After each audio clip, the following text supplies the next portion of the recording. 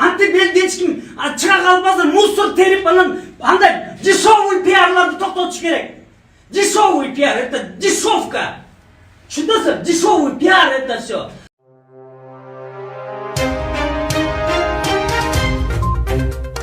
Саламатсызбы? Эгерде биздин каналда биринчи болуп жатсаңыз, подписаться кнопкасын басып, кошулуп коюңуз.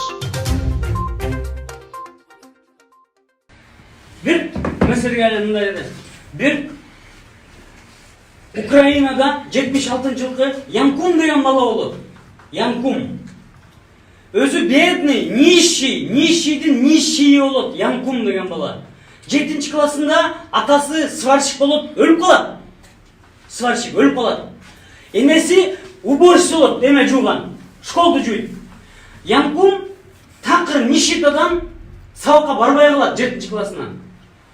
Анан энеси еврейка болот, атасы украинец болот. Анан булар атасы өлгөндөн кийин эмеге кетип калышат, Америкага. Жашаганы. Көчүп кетет. Бүт барын сатат дагы жанагы үйүн.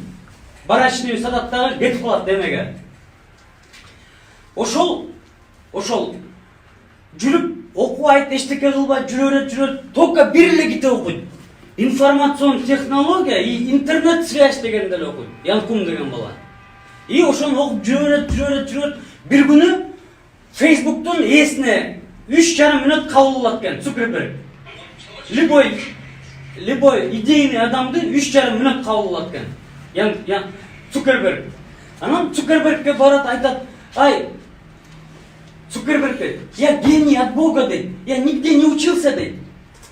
7 классов образования, вот так, я не учился. Мага деген Facebook'умду берчи, мен Facebook'ту мощный кылып берем, дейт. Мощный кылып берем, мага Facebook'умду бер, дейт. Десе айтат: "Кандай сага берем?" дейт. Facebook'та 10дон ашык лауреат Нобелевский премия контрактыбыз бар. Ошолор жасап атат бар, ошолор Facebook'ту Facebook кылып атат. Мен кантип мен без образования кишиге берип коем, дейт. Сен кимсиң, дейт. Мага кел эле Facebook бер деген, дейт. Пошел деп кой ала берет деген. Ямкумду. Анан Ямкум кетет, айтат, чыгып барат. Эми бир чакырсаң, дейт. Цукерберг мен сага келбейм, дейт. Ошол кезде Цукербергдин 5,5 миллиард доллар состояние болгон. Цукерберг кийин 5 жылдан кийин Цукерберг чалып атат. Ямкумга айланайын, Ямкум келип кетчи мага, бияка келип кетчи. Сүйлөшөлүк десе, мен барбайм, дейт. Айтпадым беле сага барбайм деп. Анан кафейнядан кезиккенде Цукерберг айтат: Цукерберг, дейт, сен ушундай Facebook дегенди ойлоп таптың, дейт. Бул дата центри Бишкек менен тең, дейт. Мындайчы, Бишкек менен тең дата центри.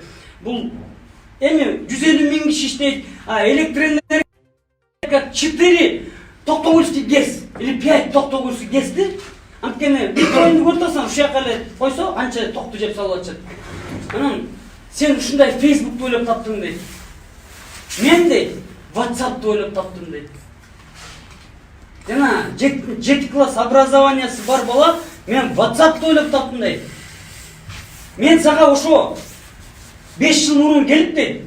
Мен ушу идеямды айтайын, гений от Бога. Мен сага Facebook'ка WhatsApp'ты киргизип коеюн деген, дейт. Азыр Facebook менен сүйлөшүп атпайбызбы биз? Кат жазышып, ошол Facebook'та жок болчу мурун. Анан ошону алып туруп, мен ошо Facebook'ка WhatsApp'ты киргизип коеюн дегем, дейт. Сен мен 12 лауреат Нобелевский премияң бар деп, пошел вон деп колой бердиң, дейт. 7 класс образованиең бар экен. Гарвардты бүтпөп турсуң, Оксфордты бүтпөп турсуң, тигини бүтпөп турсуң деп кетирип бердиң, дейт. Мына мен келдим, дейт, мен WhatsApp'ты жасадым, дейт. WhatsApp'ымды сат, дейт, тиги. Цукербергде уже 200 миллиард доллар болуп калат уже ошол кезде. Состояниесі. WhatsApp'ымды сат мага, дейт. Десе 50 миллиард доллар, дейт. Мен сенден 5 жыл мурун келгенде 100 миң доллар сурангам, дейт. 100 миң доллар суранат да. Мен аябай нищий болуптам, бирок менде окумуш программам бар. Мага 100 миң доллар берсең, Facebook'умду мощный кылып берем деген да. Дейт, 100 миң долларга албай койбодум беле мен, дейт. 50 миллиард доллар турат, дейт. 50 миллиард долларга алды Цукерберг Facebook, WhatsApp'ты сатып алды. 19 миллиард долларын Google'дан карагыла нал берди. Калганын 30 миллиард долларына акция менен берди.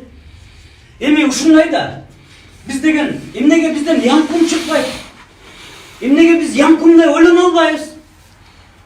Анан эле муну көргөзөбүз, тигини көргөзөбүз. Анан бизди эч ким тааныбайт. Ай, мен кухняда отуруп элдин баарын таанып койдумбу силерди? Эгерде чогулсак, бүт Кыргызстанга таанып коебуз. Кухняда отуруп эле сүйлөдүмбү мен? Мындай эмеге келбей эле, антипресске келбей эле, тигил тияка барбай эле кухняда отуруп эле сүйлөштүкпү баарыбыз? Мына чогулдукпу? Эгерде мен жалгыз отуруп кухняда отуруп бүт Кыргызстанга таанылсам, эгерде баары чогуу болсок, бизди Кыргызстан бүт тааныйт. Эч ким бизге соперник да боло албайт. Биздей көп китеп окуган эч ким жок. Ай, китеп окуш керек, достор. Анан элди деген кара жорго бийлетип, азыр биз деген чыгыга алып, давайте 20 мен эметем, анан 20 машина коем дегенден эч ким болбойт дагы, болбойт. Антип элди эч ким чыга калбасын, мусор терип, анан андай дешевый пиарларды токтотуш керек. Дешевый пиар, это дешевка. Түшүнөсүң? Дешевый пиар это все. Эгерде мына мен жалгыз эме ушундай элге таанылсам, мына азыр брат бар, мисалы. Мына канча киши турасыңар? Мына силерди мындай айтсак кел деген турабы? Эми мындан ары андан да жакшы кетет.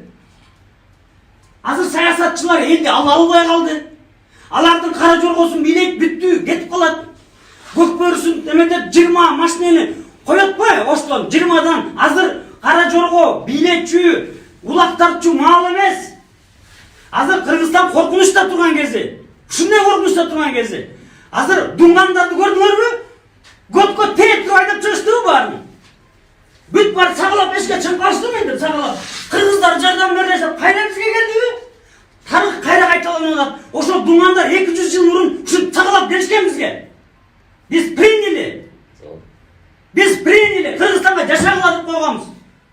Эми алар туруп алып азыр кыргызча сүйлөгөндү билишпейт бирөө. Мына кайра кетишти. Ошентип бизди эртең көткө тээп туруп калат чыгат. Анан отурабыз ошол ойдо. Достор, ошол себептен биз Ямкумдай ойлонолук. Цукербергдей ойлонбойлук. Ямкум, ушундай көп китептер бар. Мен Кудай буйрса, эртең мисалы бир жерге айтабыз да, эртең мисалы бир залда алабыз, чоң, мисалы кинотеатрда алабыз. Маяка кел дейбиз. Силер баарыңар айтасыңар, келгиле, сонун экен. Ош жерден 1 сааттык, 2 сааттык ушундай сүйлөшүүлөр болот. Аналар кетет, башкалар келет. Азыр кара жолго бийлеп сен айтып атпайсың менин. Сен де туура айтасың, эми кантип биз көрсөтүшүбүз керек. Көрсөтүш. Бүт бар ойлонулду. Чоң ойду баарыбыз машвара менен эметебиз. Машварага салабыз. Ким амир сап болот, ошону машварага салабыз. Мисалы унчукпай турат, мисалы түккен мисалы. Может болбойм киши. Мисалы мен может бакылдуу адам, мен может начар адаммын. Аны көрөбүз. Бүт барын чоң казак деген айтылгандан кийин чоң казактан өйдө движение болбойт. Муну Манас атабыз, бабабыз өзү жазаган чоң казакты. Мындан ары ошо чоң казакка соответствовать дейт. Жүрөк менен. Кетип баратып, мына баягы күнү эмеден кетип баратсам, жайында Держикада жанакы чөп кыргычтар бар го, чөп меткендер жана машинка менен. Ошо машинканы турсам, мынтип анын мында дөңгөлөгү бар экен да. Антпей момайынан сүйрөп бардат да. Анан биягында жанакы мусор жанакы чөп тимектеп аны тээп бардат. Тияка чейин тээп бардат аны. Айттым, бул эмне сен аны тутасың десем, өкмөттүкү да дейт. Карачы. Өкмөттүкү да дейт. Эмне сеники деп атамбы дейт. Сен бул машинканы өлтүрүп атпайсыңбы? Десем, жөнтүрүш дейт. Монда жактарын алып турат мен. Уш жерден өлтүрүп коем дедим мен. Уш жерден алып коем дедим азыр. Уш жерден өлүп каласың дейт. Ошол себептен достор, бул өкмөттүкү да деп отуруп, бул союздуку да деп отуруп, союзду кыйратканбыз. Силер көрбөй калдыңар. Союздуку да деп отуруп, союзду кыйратканбыз. Бул эмнеге мындай берешендик эмес мамиле этсем, бул союздуку да түгөнбөйт деген. Түгөндү. Мына суу түгөнбөйт деп атабыз, суу түгөнөт бир күнү. Биз суунун башында турабыз. Суунун башында туруп алып, шорду элди мен көргөн эмесмин. 20 жылдан кийин алтын да баа болбойт, туз да баа болбойт, суу баа болот. Мисалы Европада 700 жыл мурун эң эле кымбат товар туз болчу. Tuzdan ötkün tavar жоқ болчу. 700 жыл мурун мисалы. Азыр баары эмне айтса шынтипчи. Ошол себептен достор мына аяктап коеюн. Эгерде мен мисалы жалгыз отуруп Кыргызстанга таанылып алсам, азыр баары эметсек, баарыбыздыкы еще лучше кетет. Только жүрөктөн бири-бирибиз менен мындай ой айтылат, только карама каршы ой эмес, мындай таңуулаган ой эмес. Жардам ретинде ой. Мындай саясатчыларды бүттү саалабагыла. Бүт кыргыздар Америкада Шадиевди тимеле. Ой, Шадиев, Аскарова кеткен. Аскарова бияка келиңиз деп бузуп турушат экен. Ошол жакта 250 кыргыз 250 кыргыз мына Америка көрүп атса. Аскарова, Аскар Шадиев деп турат экен дейт. Айтпайсыңар ушул 2 миллиард доллар жеп алып Кыргызстан канын соруп алып келген акбарсың деп айтпайбы бирөө? Эч ким айта албайт дейт. Анан эле Facebook'tan чимкирик, анан былтык, тылтык тигиндей мындай. Ошол себептен достор, акыңарга келгиле. Мындай эмеге намызыңарга келгиле. Биз кыйраталы деген жокпуз, стройду бузалы деген жокпуз. Но могу чимкириктерди жетиштирип атабыз. Чимкирик деп аталгандан кийин эмне чимкирик? Ошолор мыйзамын угабызбы? Аякта 15 депутат 55 миллиард сомго тендерин отуруп алган. 15 депутат бүт лицензия отуруп алган месторождение. 15 депутат жөн эле жүрөт. 15 депутат кошомак кылып жүрөт. 15 депутат ичинен чалгынчылык кылып жүрөт. Ошентип Кыргызстанды ойлогон бирөө жок. Бирөө болгондо давно оңоп кетмекпиз. Мына Баткен аз шору кайнаган турат. Баткендин шору кайнаса, биздин эле шорусу кайнайт. Баткенде жер жок, Баткендикиндей өрүк эч жерде жок. Ушу Баткен өрүгүн эле айтып берип коеюн. Канча 100 000 тоннада эме чыгат экен өрүк. Ошонун баарын Тажикстандан бир эле бала сатып алат экен. Анда деген ISO стандарт деген фабрикасы бар экен кичинекей. Ал баарын упаковка кылат экен, Турцияга айдат экен, Турция бүт мирге сатат экен турецкий деп. Эмне биз сата албайбызбы? Биз эмне кара жорго бийлеген келдик белек буяка. Дастарконда отурсак жөн отура албайт кыргыз. Мага жамбаш берип койду, мага күнчүлүк берип койду, уша кетчет. Анан талашканы уча. Биз стөлдөрдө жөн отура албаган элбиз да. Персияда ушундай боло берип, бүт баарын дробить этип салыптыр. Бүт учасын, бүт баары мончалыктан бөлүп туруп, анан мындай эме болуп калат экен. Индияда табак. Момундай кылып туруп, ошол устуканды мончалыктан кылып туруп, бүт бар момундай болуп калат экен. Каалаган жериң менен же дейт экен. Жакынбыз. Биз да ошого келишибиз керек. Бизден кыргыздын эмесин мындай эмеге келтирбешибиз керек. Устукан талашып, жамбаш талашып, ушуга келдик. Кимге жамбаш берсе, ал видишь ли, аябай авторитетный. Анан ушундай жаңылышасың дегендер көп болот. Мындайчы, муну тамак үчүн жаңылбайлык. Ал киргенде сөрөөнө тамак. Чыкканда сөрөөнө бок.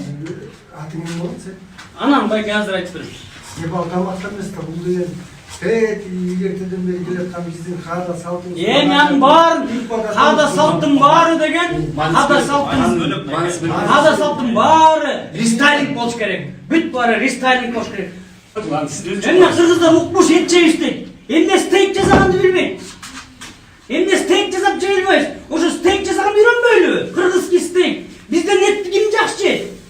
Эмне мен стейк жегени, эмне мен кофейняларга барам, эмне ресторанга барам, а мен өз жасап жей албайм стейк.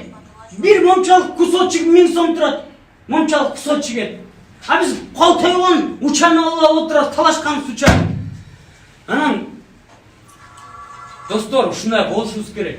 Моякта мындай сразу эметкиле, мындайчы, бири-бирибизге мындай эме отношение ушактан башталса, ушактан болбойт. Биз отурганда түз отурушубуз керек, туура сүйлөшүбүз керек, же туурага жакын сүйлөшүбүз керек хотя бы. А желательно туура сүйлөшүбүз керек, хотя бы туурага жакын сүйлөшүбүз керек.